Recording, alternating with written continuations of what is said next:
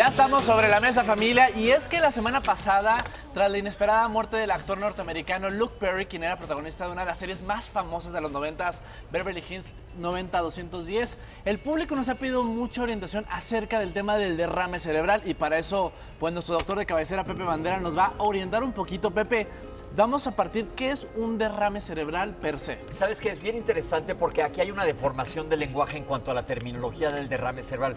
Mucha gente dice, se murió de un derrame o una embolia, y eso sí, Perdón, o es un derrame. ¿Es lo mismo que infarto cerebral? Ahí te va. Un derrame o una embolia los vamos a agrupar en accidentes vasculares cerebrales.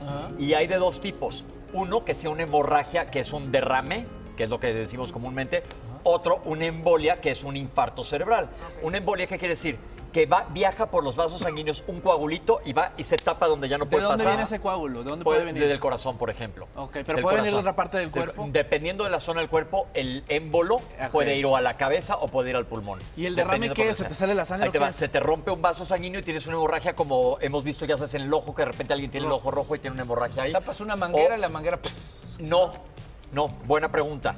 Normalmente las hemorragias cerebrales pueden ser sí por ese mecanismo, porque se detenga, se rompa la manguera, se rompe un vaso sanguíneo, o porque haya un aneurisma. Normalmente cuando hay un accidente vascular en gente joven, Luke estaba en la edad, todavía yo digo que joven porque estoy yo también en ese grupo de edad, años, entonces es estábamos joven. jóvenes, que no es tan común para enfermedades vasculares cerebrales, a menos que haya probablemente una malformación que sea como un aneurisma. ¿Qué es un aneurisma? Un vaso sanguíneo, imaginen lo que es un río que tiene un laguito junto. Una llanta de coche que le das un trancazo y se hace un chipote, eso es un aneurisma, una dilatación de un vaso sanguíneo que se puede romper. Entonces, ¿qué pasa? El tejido cerebral es súper sensible. Nos podemos infartar cualquier parte del cuerpo o hemorragiar cualquier parte del cuerpo. Pero el tejido cerebral, normalmente, bueno, no normalmente, todo el tiempo es muy sensible. Si no le está llegando sangre continuamente, pues se va a morir ese segmento.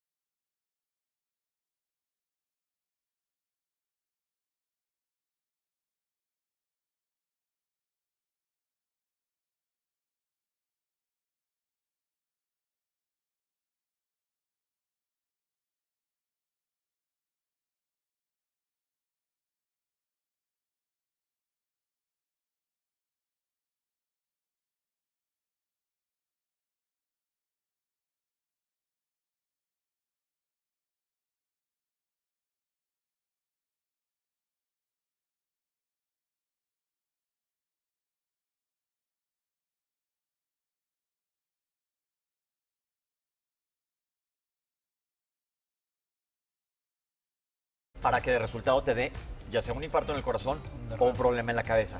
Ahora, la gente que tiene, se me acaba el nombre, aneurismas, seguramente los han tenido toda su vida, pero son tan pocos que no amerita que todo el mundo nos hagamos un estudio de vasos sanguíneos de la cabeza para ver si tienes un aneurisma. Sí lo puedo checar porque pues prefiero como sí, pero pero no quiero crear paranoia, porque entonces la gente a toda la vas a mandar a hacer que angiografías cerebrales o tomografías que son carísimas.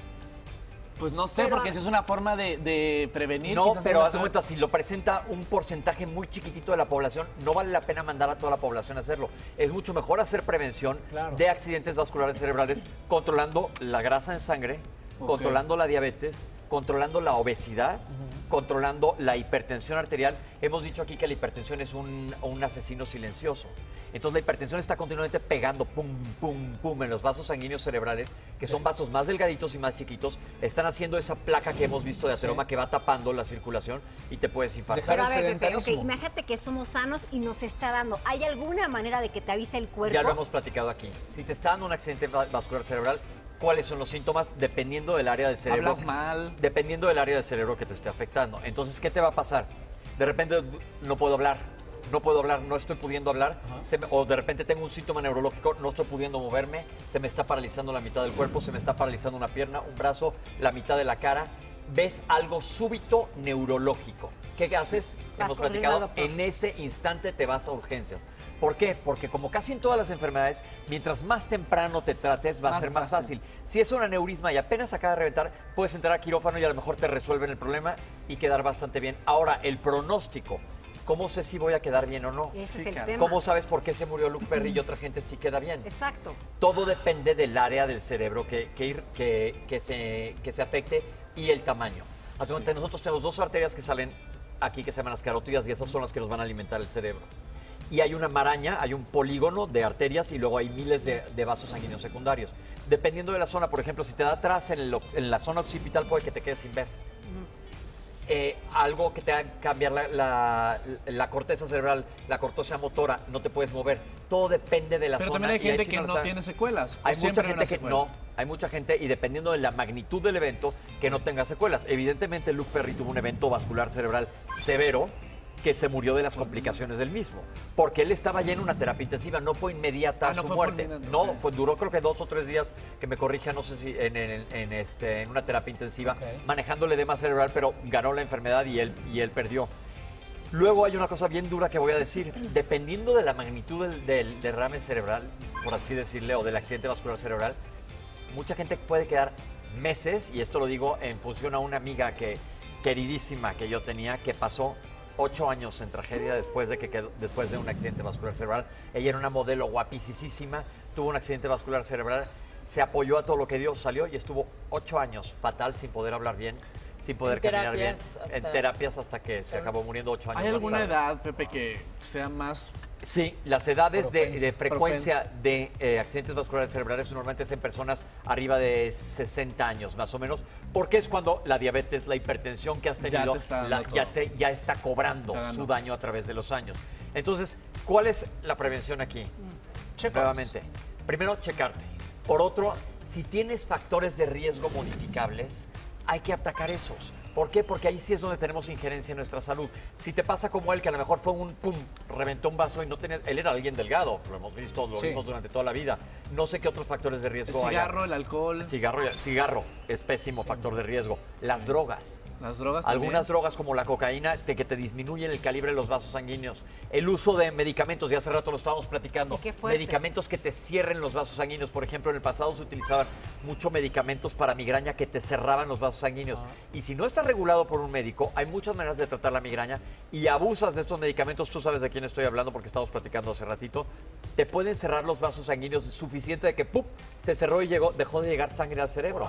Imagínate que por quitarte una migraña, ¡pum! Te vaya a dar eso. Por eso no hay que recetarnos. No hay que autorrecetarte y no todos los medicamentos para control de síntomas migrañosos te van a causar esto. Pero por eso siempre insisto en la autorreceta, tener muchísimo cuidado. A mí alguna vez, Pepe, me sucedió, y creo que te lo comenté por eso. hace unos años atrás, que dejé de hablar y no podía como coordinar Se lo llama que estaba dislalia. intentando hablar. No podías articular. No podía. O sea, lo pensabas, pero no lo podías Pensaba, externar. pero no podía decir, por ejemplo, hola, ¿cómo estás? Era... ¿Y cuál fue el diagnóstico, Mau? Se había fumado un... No, la verdad es 8 que tequilas. no hice nada. Me acosté, me quedé en la casa un rato tranquilito y se me pasó. Nunca más me volvió a suceder. ¿Eso es correcto? Ojo, ahí Pues te va. muy mal. Pero No, no ahí yo hubiera debió ido, yo te hubiera eso mandado a un muy neurólogo. mal de mi parte. Prefiero ser exagerado, ya se nos acabó el tiempo, pero si tienes cualquier síntoma neurológico, no le hagas caso a Mauricio. No, Te vas jamás, al doctor. jamás. Afortunadamente tú fue algo que se resolvió, ese es un síntoma, no es un Ahora, diagnóstico. se es un resolvió en el síntoma. momento, pero tendría que irse a checar hoy en día. Ya pasó, dice que hace O sea, mucho ya tiempo, ese evento seguramente ya fue no. algo pasajero. Hace unos 3 años, Pero más ya o has menos, seguido o en tus 4. check-ups, te cuidas. Sí, por supuesto. Nada más checarte. Siempre. Si tienes cualquier síntoma neurológico, corre al doctor, no te estés esperando. Sí, eso. Ok. Gracias, Gracias, Doc. Pues Pepe nada más esto, Bandera. gracias a ustedes. Sale el sol, lunes a viernes de 8 a 12 del día. Participa en Imagen Televisión.